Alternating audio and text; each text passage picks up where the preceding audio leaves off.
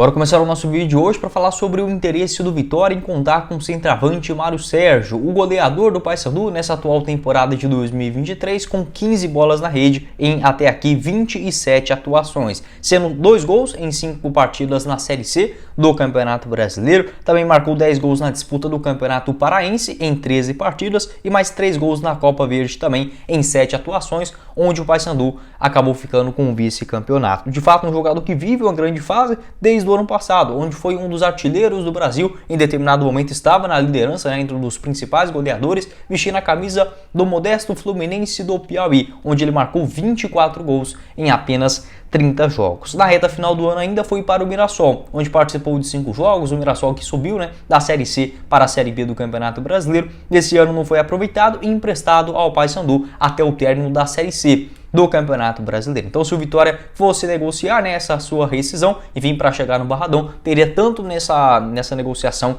que lidar com o Paysandu e com o próprio Mirassol, onde ele tem contrato até julho da temporada de 2024. Então, o Mário Sérgio, jogador de 27 anos de idade, centroavante canhoto, também pode fazer as funções pelas beiradas. Já jogou nessa função também quando surgiu, por exemplo, nas categorias de base do Bahia, ainda lá no ano de 2015. É um jogador também bastante versátil nessa questão. Sobre esse eventual interesse, essa informação que foi confirmada lá pelo várias pessoal da imprensa também de Salvador, mas a primeira notícia que eu vi foi do @empresáriojrb1, então todos os créditos aí para ele. Vou deixar o print passando aqui para vocês dessa notícia, do Vitória trabalhando nos bastidores para contar com o centroavante Mário Sérgio. Lembrando que a janela de transferências para a Série B do Campeonato Brasileiro só reabre no próximo dia 3 de julho, vai ficar aberto do dia 3 de julho até o dia 2 de agosto. Em uma reportagem do pessoal do O Liberal, o Vandic Lima, um dos principais dirigentes do Paysandu, também um ex-jogador, um dos maiores ídolos da história do Papão, ele comentou a respeito desse monitoramento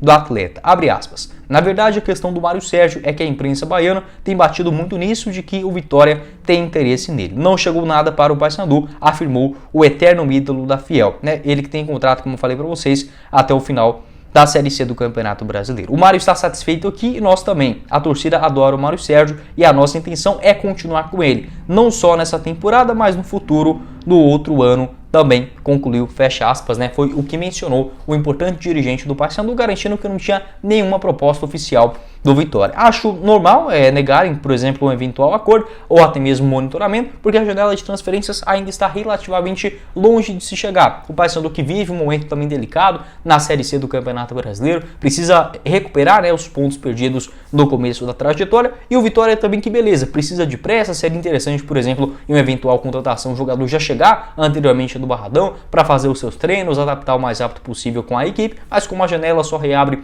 para inscrições no próximo dia 3 de julho, acredito que podemos ter alguma novidade em relação ao Mário Sérgio nas próximas semanas. Pode deixar a sua opinião aqui embaixo nos comentários, tanto você, torcedor do Vitória, com essa expectativa de mais reforços para a equipe continuar na liderança da Série B do Campeonato Brasileiro, o mais importante dentro do G4, para retornar à Série A, e para você, torcedor do Paysandu também, essa preocupação de perder o goleador dessa atual temporada, o cara que já marcou 15 gols em apenas 27 jogos, pelo menos até o momento que eu estou gravando esse vídeo.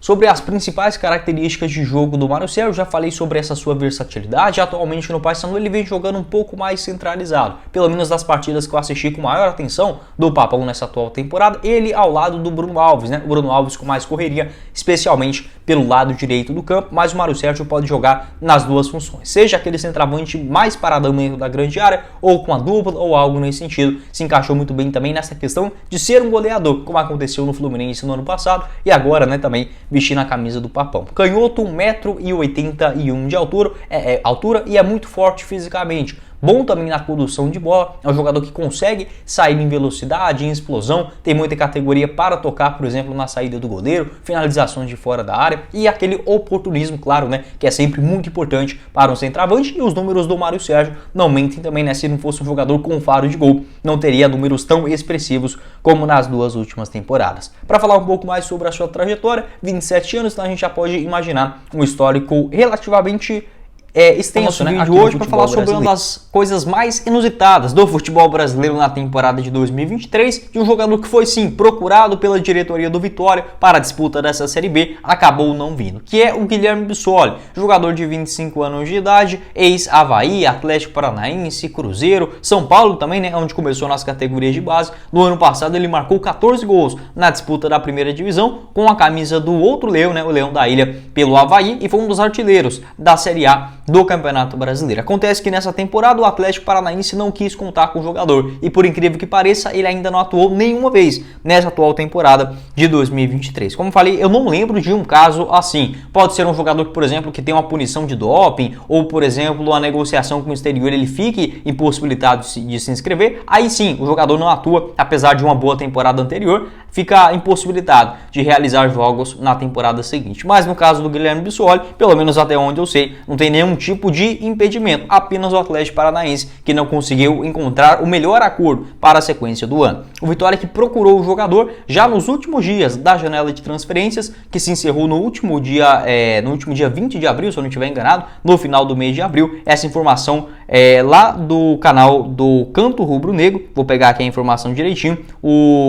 A informação naquele momento do Leonardo Santiago é que o atacante não fecharia com Vitória por conta de um encaminhamento com Goiás. Inclusive, Goiás é o time que eu torço, acho que já deu para perceber aqui pelo estúdio. Eu tenho um canal do Goiás também, ele chama Goiás News, vou deixar o link aqui embaixo na descrição. O Goiás de fato procurou o Guilherme Bissoli em pelo menos 3 ocasiões nessa temporada agora para 2023. Uma no final do ano passado, outra ali por meados de janeiro, no comecinho de fevereiro, e a última na reta final da janela de transferências, mas o Guilherme Bissoli não fechou com o Goiás para a Série A do Brasileirão, ficou encostado e nesse momento vem treinando em separado no Atlético Paranaense. Então, sem dúvida alguma, o Furacão, a qualquer proposta que aparecer para o jogador na metade do ano, será muito mais compensativo emprestar, nem que seja pagando metade dos seus salários, do que, por exemplo, deixar um bom jogador, jovem com potencial de revenda no mercado internacional, parado, né, sem fazer nenhuma partida. Ele tem contrato com o Atlético Paranaense até dezembro de 2023, então por isso a postura do Furacão no início das tratativas, né, foram diferentes.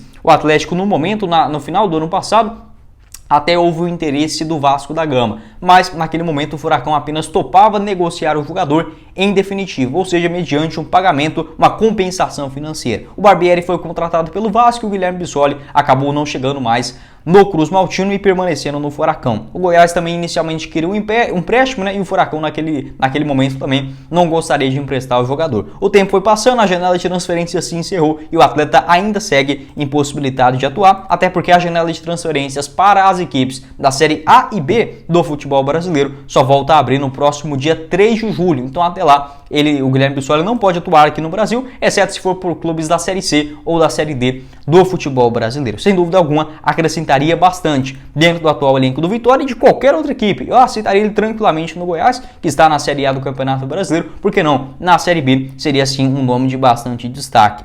Atleta que tem como principal característica um bom posicionamento dentro da grande área, é um centroavante, mas que também pode fazer uma função como um segundo jogador ali dentro da grande área, às vezes como saindo um pouco mais da área, mas não como um ponta, até porque ele não tem, digamos, aquele drible, aquela ginga, né, para jogar ali pelas pontas, mas pode fazer tranquilamente a função do Guilherme Bissoli e mais um outro, por exemplo, um Léo Gamalho, um centroavante de grande área. Ele que tem 1,75 m de altura, destro, muito bom principalmente em cobrança de pênaltis e de bola cabeçada, né? Ou seja, aquela bola, mesmo ele não sendo altão, o posicionamento do Guilherme Bissoli dentro da grande área permite ele marcar muitos gols. É sim um centroavante inteligente, tem uma boa finalização de fora da área, uma boa mobilidade também para cima da marcação. Acho um jogador muito interessante. Revelado nas categorias de base do São Paulo, quando surgiu no elenco principal ainda no ano de 2017, chegou no Furacão em 2020, né, onde fez ali 31 partidas, com 9 gols marcados e 2 assistências, o primeiro ano de destaque. 2021 jogou a Série B, a única, né, na sua carreira,